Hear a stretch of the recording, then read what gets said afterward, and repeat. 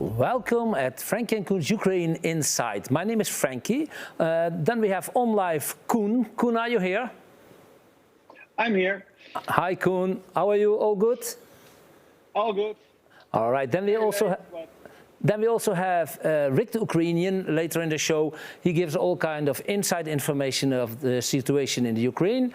And of course we have Alyona Gramova. She is from near the front in Bakhmut. And we have a special guest today, Lucia Sontseva. Hello Lucia, how are you? Thank you for having me, I'm good. Thank you, thank you. But of course, like always, we start with the news.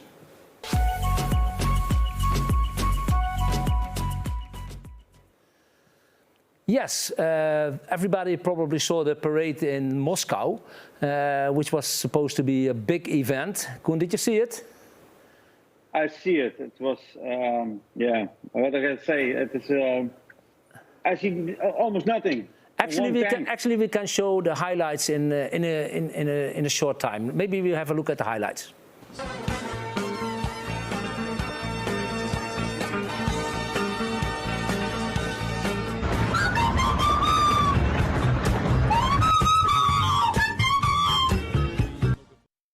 Yeah, it was not too big. It was not worth watching.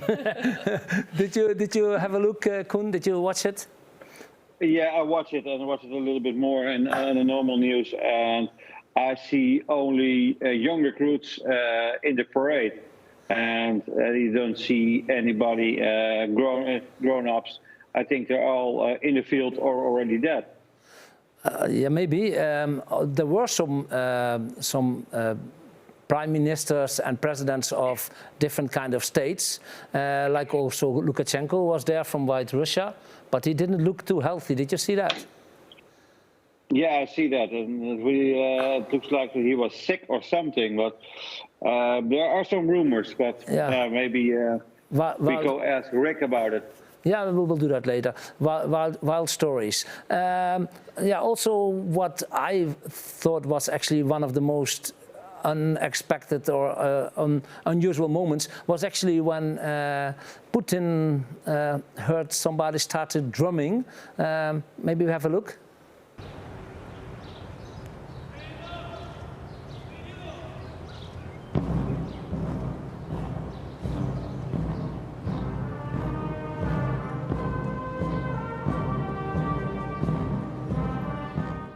He was completely scared. Did you see that? Yeah. Yeah. Yes.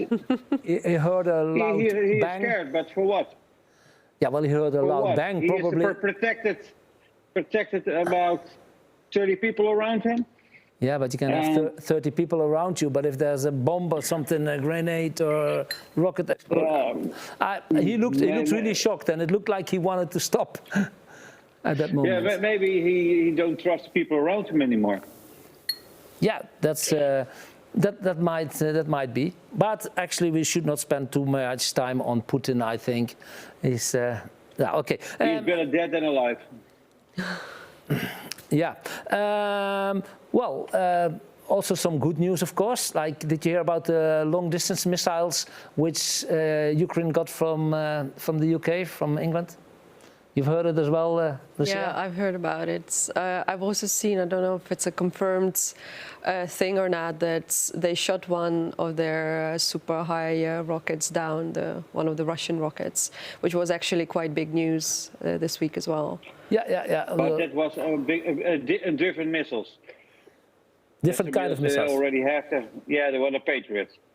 Oh, all right. There was a Patriot from Holland. But we have a small video about the long-distance missiles. Ukraine is set to receive Storm Shadow cruise missiles from the United Kingdom. A long-range missile with a range of 250 kilometers, giving them an edge against Russia. The Storm Shadow cruise missiles work by traveling at a lower altitude after being deployed to prevent being detected by the enemy radars, then using an infrared system to target the enemy. It's actually very important news because it changes a lot. Because firstly, they can reach further, so they can reach, up to a few hundred kilometers into Russia to hit locations where are weapons or where are stocks of fuel and stuff. But also they can use it for the Crimea, maybe to free the Crimea. It could be also a very important weapon. Yeah, also the missiles can hit train stations where the goods from the munition is coming from there. Yeah, so that's. I think that's very a good thing to have. That's very good news. It's very good news. And actually, we were talking already about this missile which was been shot down. There's also been some planes have been shot down. Let's have a look.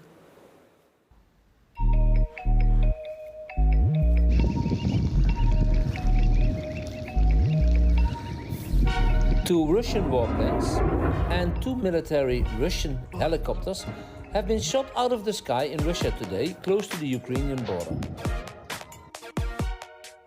The airplanes and the helicopters have been shot down, probably with Ukrainian long-distance missiles, in the Bryansk area. Yes, so that's... Nobody knows for sure how they've been shot down, but it might have been also with these long-distance weapons. There's also a story about that maybe Russia shot them down themselves because they thought that there was something attacking them. I've heard different kind of stories. Nobody knows for sure, but what do you think, Koen? I think that Russia is in shock that the Ukraine has missiles they can reach into Russia and shoot down planes or rockets.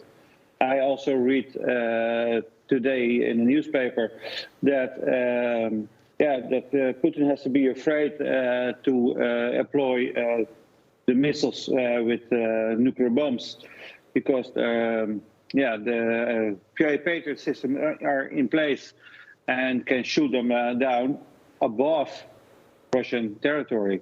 And it will be really worse for Russia, of course. Yep. Yes, I've read that too. For sure, it's good news about the long-distance missiles.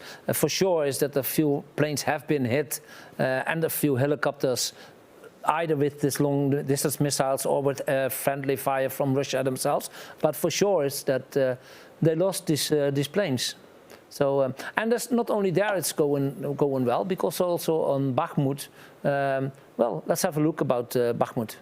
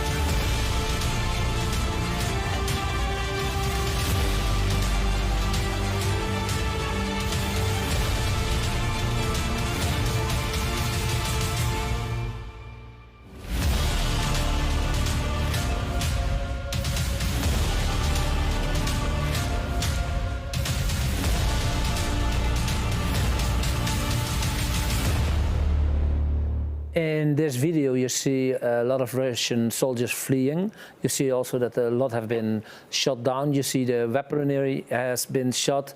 For sure, Ukraine makes progress over there, so that's clearly to see. How much exactly? Yeah, go ahead. You can see now that the Russians have really no ammunition to attack back. That's why they're fleeing. I'm not sure. They have less and less. If you have ammunition, you can shoot back. But in this picture, you see almost no shooting back or I'm not sure. something at all. You see heavy weaponry from Ukrainian side. You see the Russians pulling back, fleeing, how you want to call it. Yeah. I don't know if it has to do with not enough ammunition from Russian side, but for sure you see that there's progress made by the Ukrainian side. How much progress exactly? Maybe we can talk a little bit later about that with Aljona and with Rick also. But there is progress made, that's for sure. Yeah, that's 100% sure, and that's a good thing right now. Yep. So hopefully that also will go on the other locations in the south, and so let's hope. Is this already really the counter-attack, or is this just? Is this already the counter-attack? I don't believe it. This is just pushing a little bit away. Try to feel out where is the strongest part of Russia, and if they come in a fast way. I think at the same rate that Bucha, Irpin, that area be freed before. But that's my feeling. Yeah. Is it already the counter-attack, or is just a pre-something? I don't know, I think it's hard to say because, of course, the counteroffensive has been announced quite a while ago. But I think what is interesting is that this war has been fought on a couple of fronts. So you also have the information front. And who knows, it might be one of the tactics that is now used to make the counteroffensive more efficient. So I think the only answer is really known to the experts. For sure, it's always so that there's a lot of secrets going on, so you never know what is really happening, what's the real result. But I know somebody who knows a little bit more about it, and that's Aljona Gramova.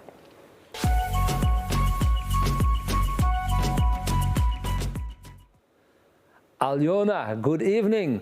How are you? Very good, thank you very much. I hear this, speech before about Aljona knows more. Aljona always knows more because she's there. So, yes. but first, before we go to that, how are you at this moment? Because last week it was really heavy. What you experienced, it was unbelievable. How are you? Yes, thank you very much, Franky. Very good, because yes, you're right. Last week was very difficult. This week we have a little rest from week before, yes, and like always, we're working with the militaries and working on the strikes, and like in Donbass, the situation not good, always difficult, but of course we have a very good news, because today, if you speak about Bakhmut direction, of course today we have a very good news. Actually, like always, like journalists from government, I can't speak too much, not without official information, but today I was speaking with one of my friends. I have many friends, militaries, and of course he said that the situation that's much better than was 2 weeks ago. Today we have a good information about one village that Ukrainian army get back, this village. I can't say the name of this village, but I know that this village was occupied the last 4 months. That's why it's a very good news about the situation in this way. It's not like 1 month ago we're speaking, it was hard, difficult. Right now it's situation is changing. So there's progress. Yes. Okay, but that's the Donbass. Do you hear also sometimes about the south, or are you completely orientated on the Donbass? No. I just speak about Donbass because, like I'm always standing here. Only today one day was in Kharkiv, one day was in Kyiv, but right now I'm in Slovyansk because we're making a big video about the people in Slovyansk, because if you know the Slovyansk, this is the city where war began in 1940. Yes, and right now people coming back in Slovyansk, and right now we're making a big video. Today I was standing in the flat with my friends to see this situation. That's why I'm in Donbass still. Yeah, Koen and I were in Slavyansk also. Well, actually, we were passing Slavyansk and to buy fuel and to go further.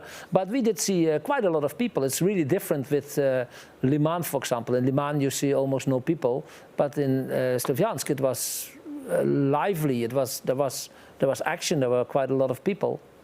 Do you have any idea how many percent of the people are gone in the Donbass? Is it like 20%, 30%, 50%? What do you think at this moment? You mean right now not live in Donbass? Yeah, in the deoccupied, so not in the occupied zone, but in the deoccupied zone. What do you think? Is 40% gone or 20%? What do you think? They're always changing information about this, but I know that right now 50% not live in Donbass, like live here before this war, 2022. But many people is coming back here. This is official information. Many people in Kramatorsk, they don't look on rockets, on strikes.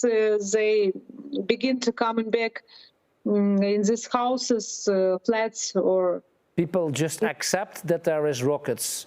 They just take it. Yes. Yeah, it's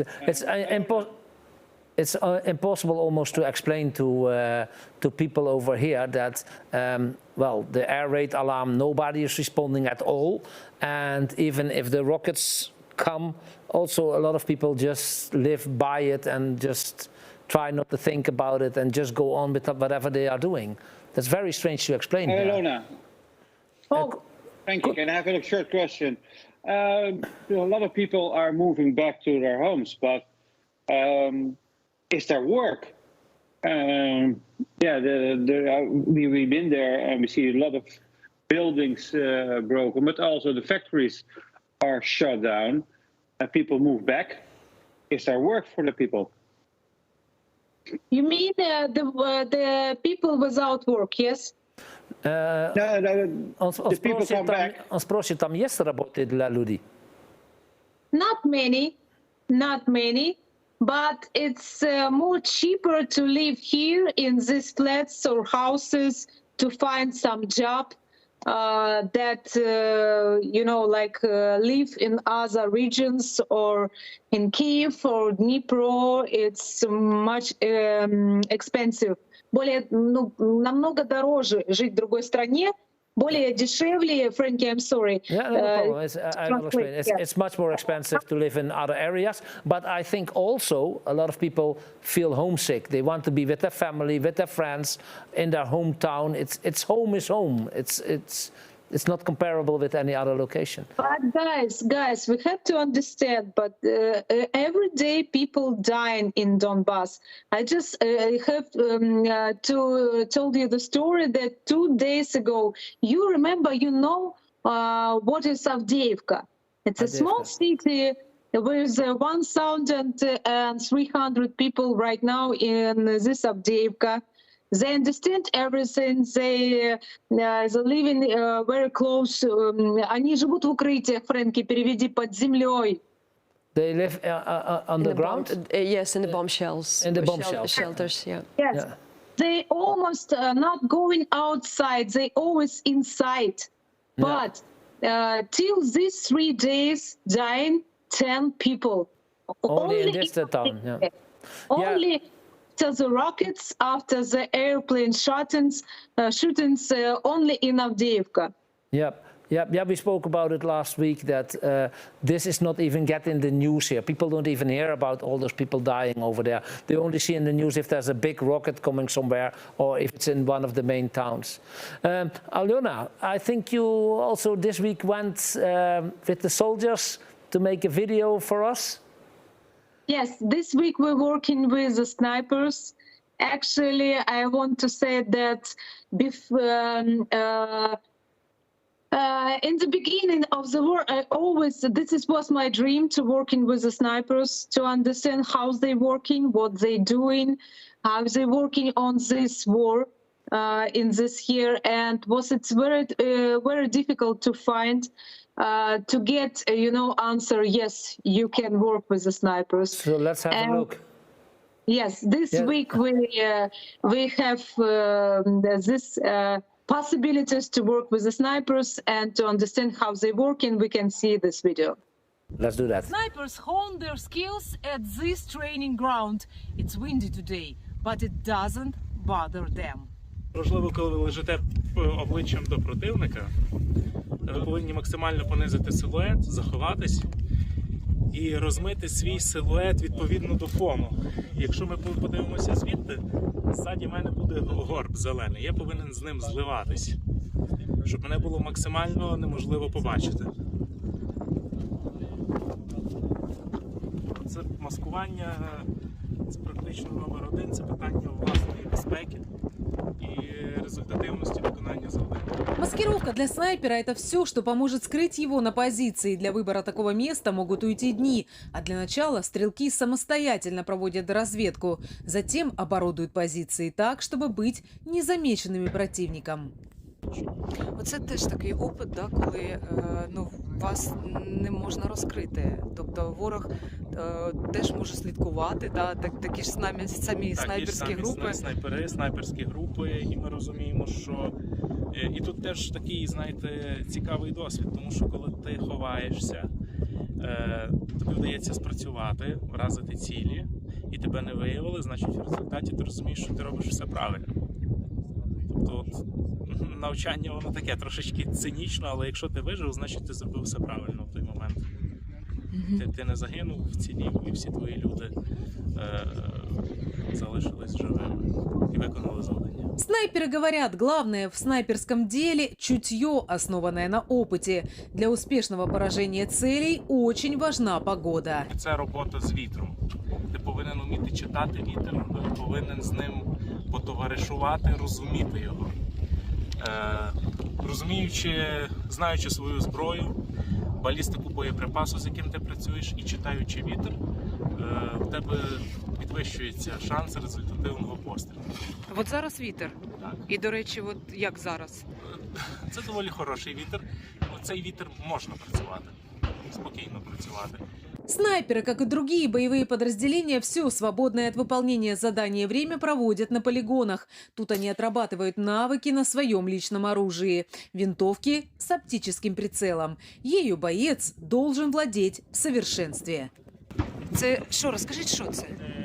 Це гвинтівка UR-10 українського виробництва. Не пам'ятаю, якого року, 2016-го, напевно, 308 калібр. Вона ефективно на дистанції до 500-800 метрів. Так. Ну от, а наскільки от точно, наприклад, по пострілу? Чи це не має значення ще й дійсно знання? Це все знання, це все навчання, тренування. І воно дає свої результати, ти вже знаєш, як їх користуватися. Работа снайперов во время боевых действий – неотъемлемое звено в обороне украинских территорий. Засекреченные бойцы всегда работают на передовых позициях. Выполнение их боевого задания может занимать часы, а иногда даже дни. Донецкая область, бахмутское направление для Фрэнки и Коэна. Thank you, Alona. Again, a very nice video. Wow. How far from the front are these training facilities? Is it also near Bakhmut or near to the front, or? Very close to Bakhmut, actually. You remember the information last week, one journalist is dying in Chasiv Yar. It's very close to Bakhmut.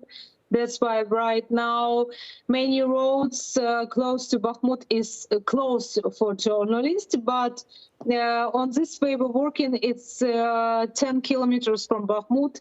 This location we're working with the snipers. Understand. And well, you have showed us perfectly how it works with the snipers.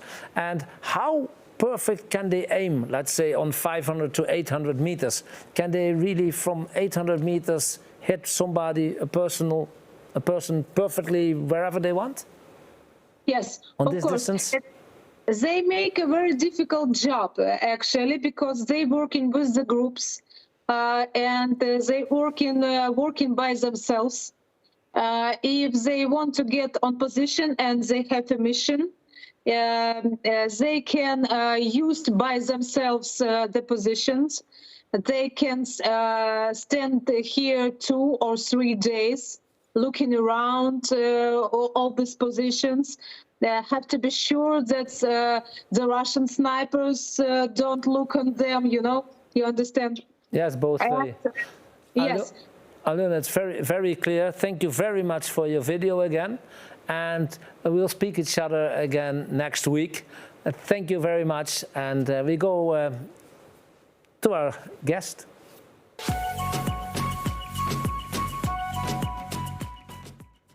As a guest, we have a Dutch girl with Ukrainian roots, Lucia Sontseva. Sontseva, almost good.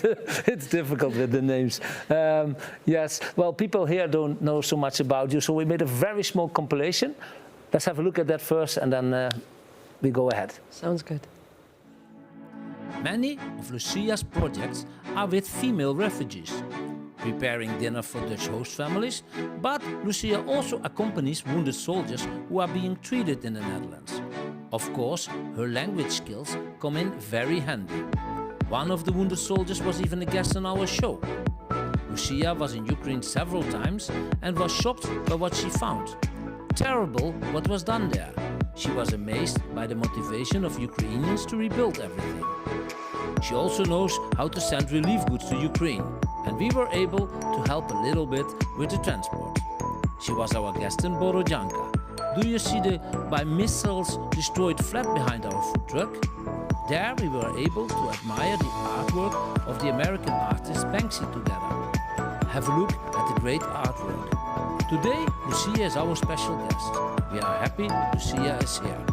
Very warm welcome for Lucia Sontseva. Yeah, thank you for coming. Thank you for having me. Yes, well, we spoke to each other some time ago. Before we went to Ukraine, because actually you're doing lots of things here, so actually you hear your name here and there, and so we got in contact. But you are with Ukrainian roots, so you're born in Ukraine. Yes. And then you came to the Netherlands when you were? I was actually formerly still born in the Soviet Union, but of course grew up in Ukraine the first couple of years of my life. And then at the end of the 90s, my mother and my stepfather, they came here. So I grew up in the Netherlands, did my education here, went to university here. And then after the Ukrainian Revolution in 2014, I decided to go back to Ukraine to do an internship, but also to help out. So that's initially how my volunteering path started, yes. Because you do a lot of things here for, well, I saw in the video, Ukrainian female refugees, only female refugees, and what is it, what you do? Well, last year, I think, especially in April, March, April, that was the biggest issue, because a lot of women with kids, they came to the Netherlands, and most of them didn't really know their way around. They didn't know the language, but also they didn't know the culture. And I started out helping a couple of mentees, as I called them. So these were women with kids, to help them find their way around Holland and kind of help to bring both together. So the Dutch side, the host families, to make them understand better the Ukrainians, but also for the Ukrainians to kind of fit in better and feel at home. Because there's a difference in culture, there's a difference in how the rules are from the local governments and so on. But not only with this refugees, you work a lot also with wounded soldiers. That's how actually one of the first times I got you on the phone, that was you arranged for us the war hero Andre. He has been here in the show. That was one of the first times I spoke to you, if I remember well. That's correct. And that's correct. So you work with those soldiers. Can you tell us more about that? Everything that I do is on a volunteer basis, so all of this is done during my free time, and most of the times the things that they need is to help out with a couple of translations, but also to talk to somebody who is able to understand them, but also who is able to give them tips about the culture here, about the system. So I have a couple of wounded soldiers that I help on a regular basis, but also I help out at the military rehabilitation center, which is like the biggest one in the Netherlands, and that's where the guys who lost their legs and sometimes arms come to get prosthetics in Holland. And I've taken them out to a couple of concerts, but also, you know, like to have a nice meal or a couple of drinks. Haring, you know, like the Dutch herring. No haring. Don't like it personal, but so that they could try. Do they like it? I like it, yes. No, but do they like it? Oh, they. I think they like kibbeling more, if you know what I mean. Oh, well, I know about kibbeling more. So I know quite a lot about kibbeling, to be honest. Yes, okay.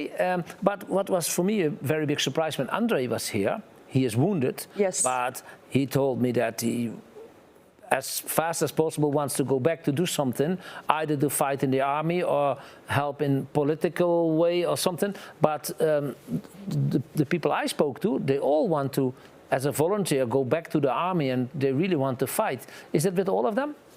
I think most, but you know, it really depends in what kind of setting you talk to somebody. When you have the possibility to talk to somebody one-on-one basis and get to know them better, then you see that they're also worried about, you know, like different things. How are they going to build a life, or how are they going to contribute either to the army, or if they cannot do something for the army, for their family. So we also have conversations where we look towards the future, and where you try to give pointers, but also to help out in order for them to, you know, practically find their path with the injuries that they have right now.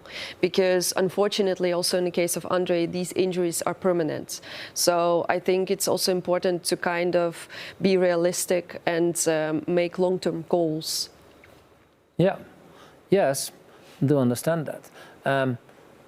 Yeah, so you have the soldiers, but you also do other kind of volunteer work. You do goods to the Ukraine. That's correct. Actually, that was, you called us, I think, for the beds. You had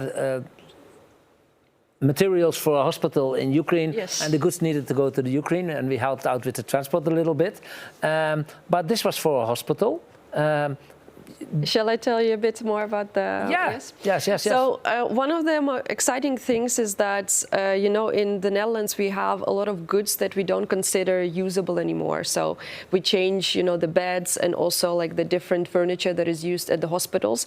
But it's still really good furniture if you compare to what they have in Ukraine. So one of the hospitals that I'm helping out is in Romankiv, which is 200 kilometers from Kiev. It's in the Zhytomyr region, and it's a small town, it's a small regional hospital. A lot of people who don't really have, you know, like big means, they come there to get their medical help. And unfortunately, these little towns are usually overlooked because big cities like Kiev and Zhytomyr, they receive quite a lot of help. But if you're not in the 100-kilometer radius, as to call it, or in famous locations. And famous locations, then you miss out. So I try to focus my efforts on these kinds of places, so that when I gather goods here, I know exactly where we're sending them. But we also know that they're going to use them and they're going to be very happy with them. So today, actually, I don't know if it's a coincidence, whether you believe in coincidences, but I got a call from Westfalen, who are happy to donate. Westfalen is? It's a Dutch company for medical equipment. Okay, yeah. And they told me that they're happy to donate 20 of the oxygen machines, which are ready to be used. So I'm currently looking for another contributor to ship these machines. You're looking for transport? Yes. I am again looking for transport. Koen, do we have space in the next trip? We have space in the next trip to... Yeah, well, we talk about the volume and everything, but somehow we will get it over there. And it's going to the same location? It's going to the same location. I have made an agreement with them that they will keep what they need, and that they will coordinate with other hospitals nearby who needs other goods so that it's spread out evenly. Yeah, it's a very nice location. We will get it over there somehow. We will Perfect. talk about it after the show, but we will make sure. Correct, Koen? Are we going to do that? Yeah, well, Yeah. we are 100% I always have to do ask that. Koen. We're together, so yeah. Well, all right. thank you guys. So we'll take it there. That's not. Actually, I have a question coming in for you from one of our viewers. Sure. How did you feel about it when the Russians at first invaded your country? I think they mean with the total attack in 2022. I think that's meant. You mean last year from? Yeah, I think with the I was, to be honest, I was quite shocked because I spent a lot of time in Makariv. This is also a picture which is shown in Makariv, and I know for sure that not only me but also a lot of our neighbors there. Nobody expected that the actual front line, the fighting, would be right through Makariv, right through the city center. First about the question, how was your first reaction when you heard that they invaded?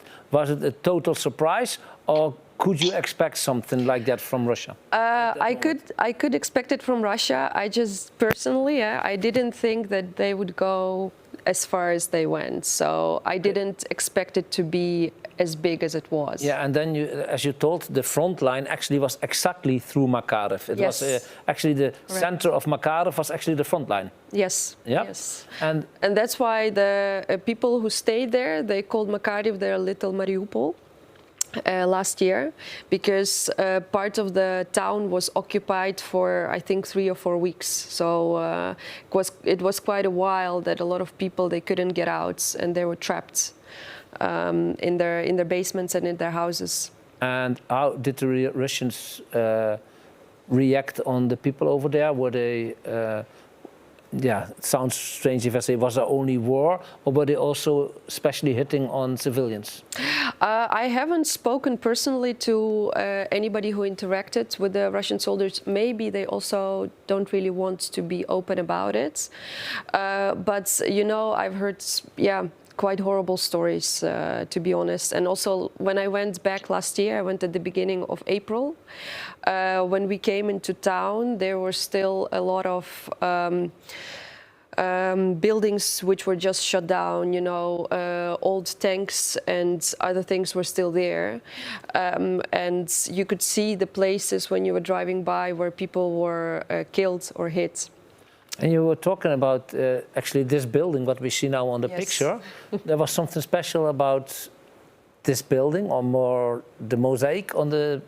Yes, so this is actually an old bread shop. It used to be one of the shops from the bread factory that was in Makariv. And the mosaic was made, I think, in the 1970s, maybe early 80s, by a local artist. So it's quite a unique piece of art, or piece of cultural heritage, if you will. And the mosaic survived the missile attack from the Russians. So this picture was taken by me last April when I came to visit, and I was amazed that the mosaic was still standing. But it was good news. It was good news, but there is an anticlimax to that.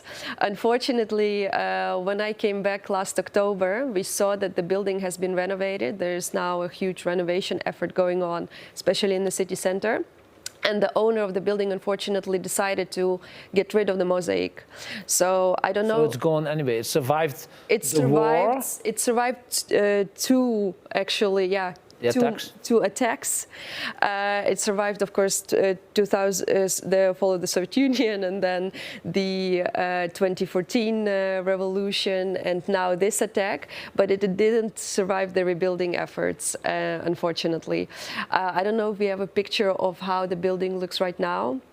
I think I sent it to you. But anyways, and there is an Instagram site which is called Ukrainian Modernism, and they have actually raised this issue that these mosaics are also part of, you know, like broader cultural heritage. But it won't help because it's gone anyway. Not for this mosaic. the owners of this Instagram account are restaurateurs. They went to this site, like to the garbage site, to pick up the pieces, and they're promising to restore it somewhere in another place. So maybe we'll have a happy ending to this story in the end. Wow. Yes, and planning to go back to the Ukraine in the near future to do something over there, or like a holiday, or like... Well, I work full time, so I use up all of my holidays to be able to do small missions to Ukraine. Like we saw each other last time in Borodyanka. But definitely, I'm planning on going in July if the situation permits. So fingers crossed. A very nice incoming question. I think you like the question. The clothes you are wearing right now, is it regional traditional clothing and regional traditional color? Yes, this is one of the Wyszywankas Rainier. This is a modern take, actually, on it. The classic one is embroidered by hand, and usually they have from every region they have certain traditional cultural backgrounds on the sleeves. But this one is from the same brand that Zelensky is also wearing. Zelensky is wearing? Yes. But it's not in this style? I don't think so. I think it will be I got probably in green. Probably in green. But I got this the last time I was in Kiev, which was a couple of weeks ago when we saw each other. So thank you for noticing. Yeah, no, that was a question from Rainier. Yes, further no incoming questions at this moment. I think we're going to have a chat with Rick, probably.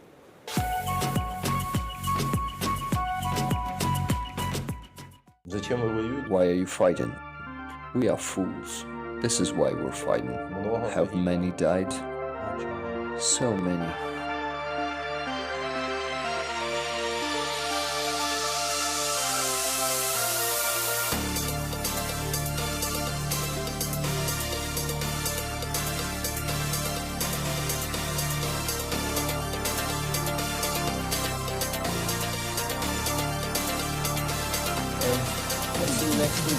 For Oekraïne. Hi Rick, good evening. Guys. How are you today? How are you? Herolam Slava. How are you?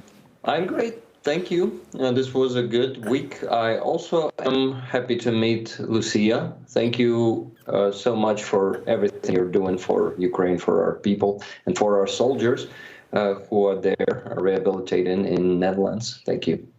It's nice to meet you too. It's a great work you're doing there. Franky, you wanted to tell me something or ask me something? I was asking you firstly, how are you doing? Well, you said you're doing good. I think it has to do also with the progress been made by Ukraine. I think that makes the atmosphere for sure better. And we just heard from Alyona. I think you heard it as well. I don't know if you were here already, but she said there's been made some progress more. Yeah, I just actually wanted to show you the deep state map, a small video from it that I made for you. Let's watch it and I'll comment on it.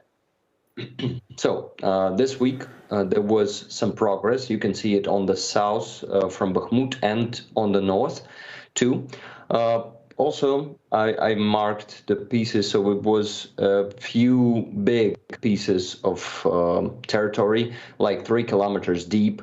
Some of them 1-2 kilometers, but it's 5 parts. But it's not all. Here in Bakhmut itself, Wagner is advancing and they have some success too.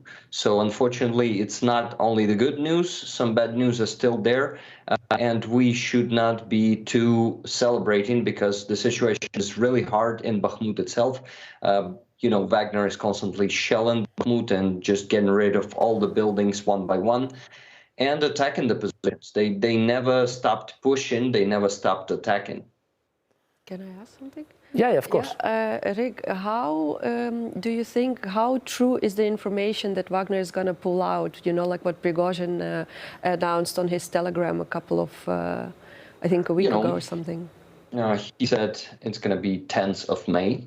Today is already 15th. So his words are lie mostly. He's not lying only about losing positions there, So it's actually good that, and by the way, guys, I wanted to mention that 3rd Assault Brigade, which is made from former Azov veterans, and not only all people are allowed to come inside, I mean, to become a part of their unit, but this 3rd Assault Brigade are doing an amazing job there in Bakhmut, and they were the first to break through enemy's lines and to capture back those territories. And actually, they took a lot of prisoners. I guess it's dozens of Russians who were taken into captivity. It's also great progress for our forces because we need them to exchange them for our soldiers. And I'm happy to see Russians being taken into captivity. Yeah. I wanted to say the Wagner guy. I always forget his name. Prigozhin. Yeah, he says a lot. Let's watch something. Припасы мы тратим, в том числе для того, чтобы остановить драпающие толпы военнослужащих российской армии. Подразделение. In this video, he just confirms that they are also using their shells for, to stop their own soldiers who are retreating. So they're shelling even their own to prevent them from moving back and to retreat. Yes, and he is telling it openly. He is really saying that I have not enough ammunition because a part of my ammunition I need to shoot at fleeing Russian soldiers. Yeah.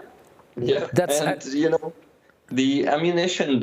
It's that thing that he's talking about having a lack of ammunition is actually a lie, because I mean, comparing to what they had before when they still didn't have this hunger, this ammunition hunger, it's really not a lot of ammunition, but still it's tons of them. It's enough to destroy buildings in Bakhmut, and soldiers from the front line will definitely disagree with Prigozhin, who says that they don't have enough ammunition.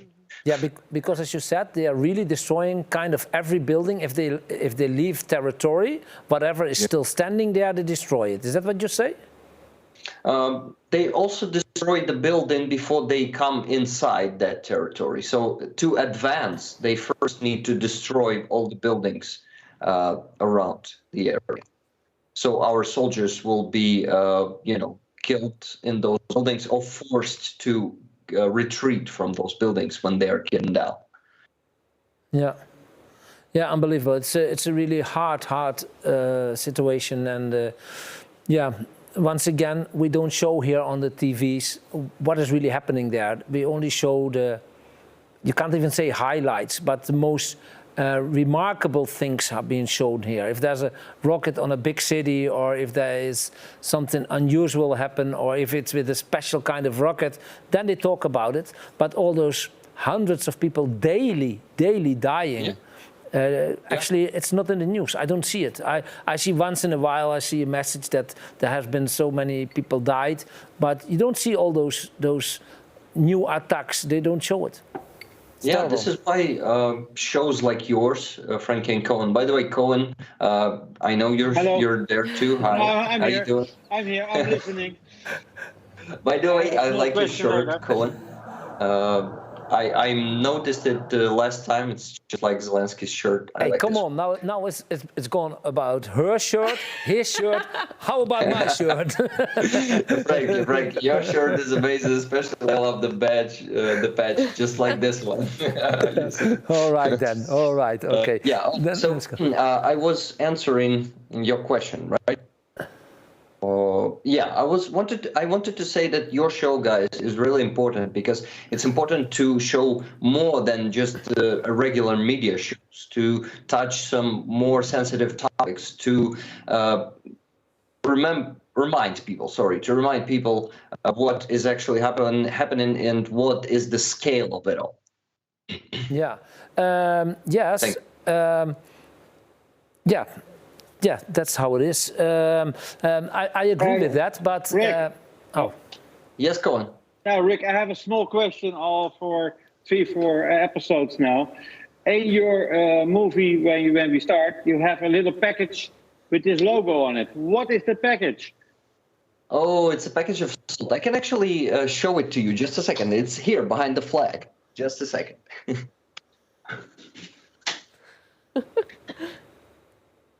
This one. What is it? Yeah, so this is salt, Ukrainian salt from Soledar. Soledar is near Bakhmut. It was captured by Russians in February or January, if I'm not mistaken.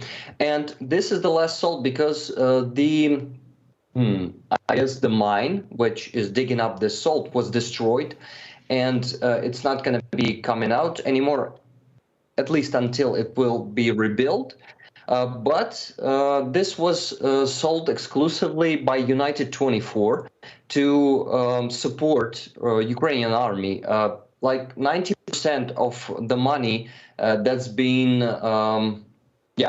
been raised from this salt are gonna go to the army of drones, if I'm not mistaken, from United 24. Okay. Lucia also knows about it, she just said. Yes, and I love the packaging. I think it hasn't changed in like, I don't know, 50 or 60 years or something, right? It's still like the same logo, paper. I love it.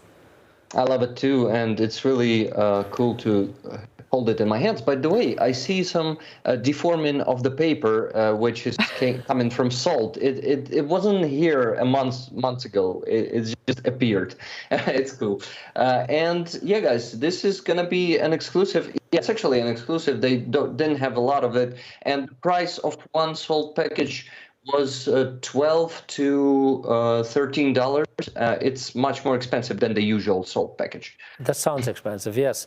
Any more? Guess who a good place? The money. What? Just $12 or $15 or $20 or $30. It's still a little bit money for a big reason to get drones. Yeah, they are really supporting a good cause. What else did you notice in the news this week?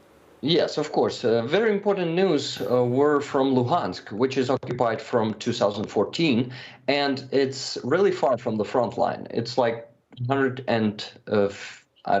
kilometers, actually 100 kilometers away from the closest point, but it was struck by some unknown rockets this week. Let's watch the video.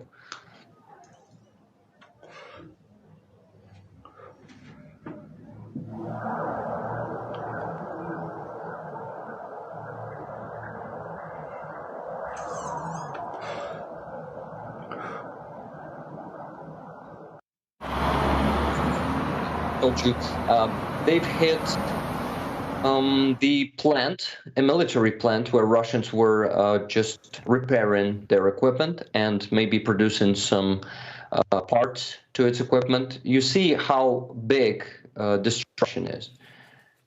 It's actually something pretty big hit it, and it happened a day after What shadow is that? Storm shadow. Yes, storm shadow rockets were announced. So Russians say that these are hits from storm shadow rockets, and I believe it could be so, but it also could be those JLSDB rockets that are launched from Mars that USA were announcing like 3 or 5 months ago already, but they didn't say when it's going to come to Ukraine. So it could be a storm shadow, but it could be something different too. For sure, it's very good news about the long-distance missiles and all these new options what Ukraine is getting. And I was talking about a little bit earlier today. Also, this long-distance missiles makes it possible maybe to do something in Crimea. Still pretty close, but no, not close, pretty far. I guess we need to get closer to Crimean bridge, but just like 10 kilometers closer. So counteroffensive will definitely be successful. We all have no doubt in it. And when Ukrainian forces will move just a bit closer, just like 30 kilometers, they will be reaching the Kerch Bridge, actually. And what do you think? Is this attack already started? I asked it already also Alyona and... No. Actually, I have an answer. That is only a counterattack, a small counterattack in Bakhmut, successful one, but a counteroffensive will be huge. The scale of it will just amaze all of us, believe me. And when do you expect it? Summer, only somewhere in summer, but no one knows when, and it's great that we don't know, because Russians must not expect it. They must be unprepared. Yeah. Well, Rick, thank you again a lot for your information. We always learn a lot from you, and it's always nice to talk to you. Pleasure to be here, and I just wanted to say fast that I love you and thank you for all that you're doing to Ukraine, and you, Lucia, too. So, Slava Ukraini. See you next week. Heroem Slava. Yes. Bye. And then I think we might have a little chat about ourselves. But let's first watch a little video.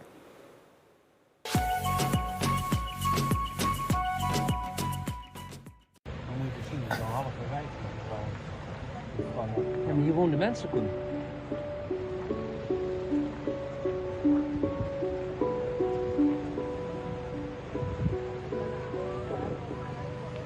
Oh man.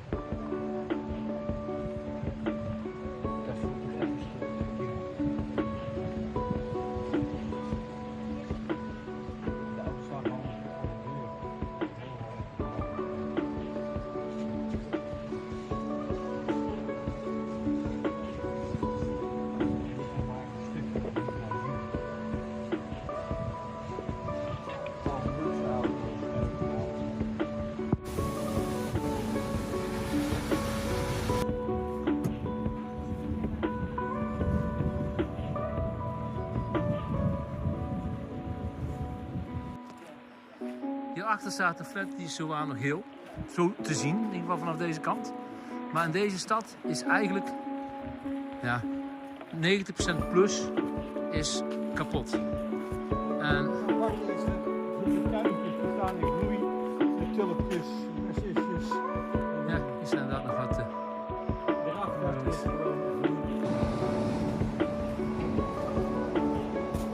Een bakkertje geweest. Lijkt het wel op. Zo'n bijzondere bakoven. Waar kolen onderin gaan en dan aan de wand broodjes. Iemands trots.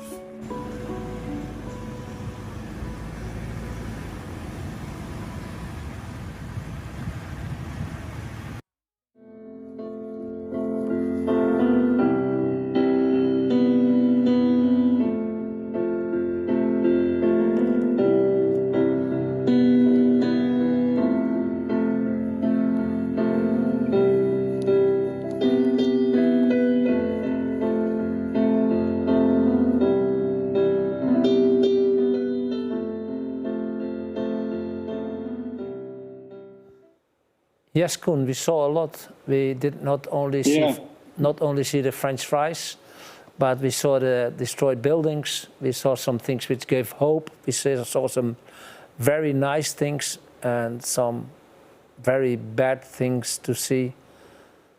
Yeah, the first imaging when we arrived by Irpin, Bucha, that street. We just pulled in the street with the car. You see new houses completely burned and destroyed. You see cars, and yeah, what you say in the movie. Here live people, and the most people were at home in this area. Yeah, it looks like it because the cars were all standing in front of the houses, so it looked like something happened when they were there. This is then Irpin, but later in the video you saw Svatogirsk, if it's possible, it is even worse there. You see so many damaged houses, almost 90% is gone. It's terrible, it's the worst. Yeah, but also the piano player that was in the first week we are at the border from Poland to Ukraine. I know it very well that I see this. You were sitting there movie and it was so special and gives a feeling from hope, but also sadness that people have to abandon Ukraine. Just that somebody has it in his mind to.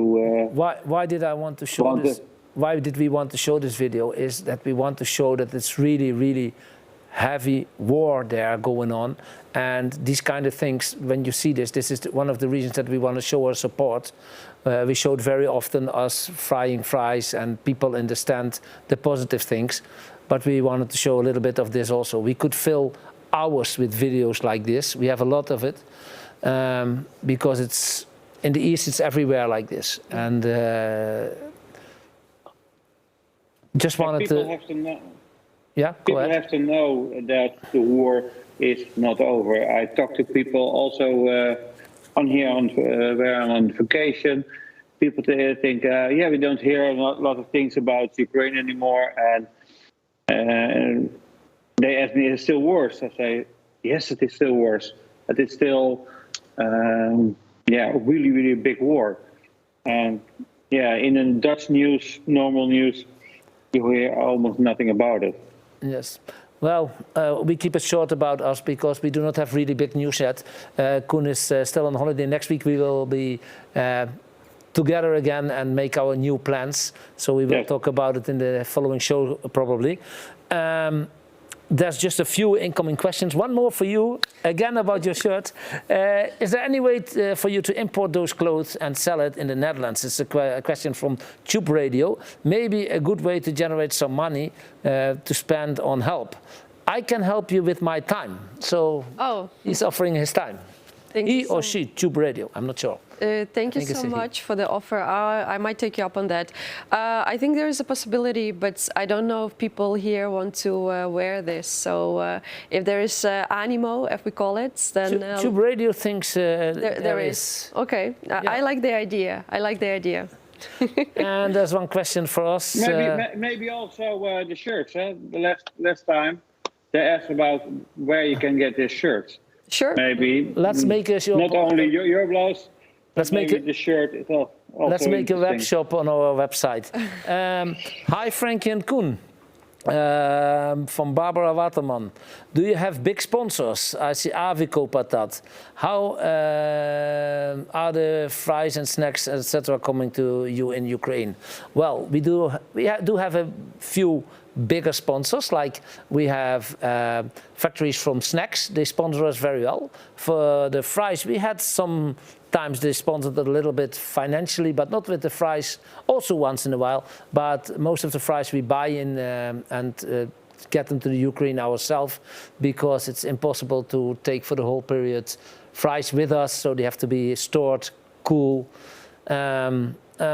But we have a lot of individual sponsors, and we had a lot of them, Koen. We are really thankful to everybody who sponsors us, and this also remembers me that we're also very happy if people like us or start following us, or already start following us for the next show, because that will be highly appreciated as well. But real big number one sponsor we don't have. No, we don't have that. So we can use one. Yeah, I think Koen, we have to keep it short now. We still have a because I don't want to end negative with the movie we just showed, the film we just showed about all the destroyed houses. We have some funnier video we're going to end with, but not before I say thank you very much to Lucia. Thank you very much to Rick and Aljona, and thank you, Koen. And we're going to end with a very small musical video. Thank you all very much, and bye-bye, and hope to see you next week.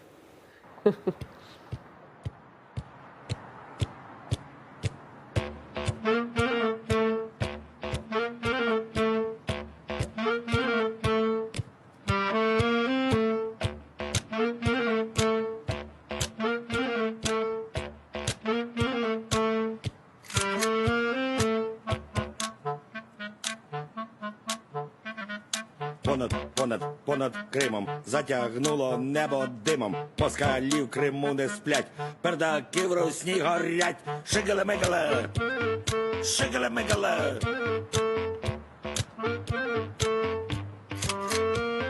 Шигеле-мигеле, шигеле-мигеле, шигеле-мигеле.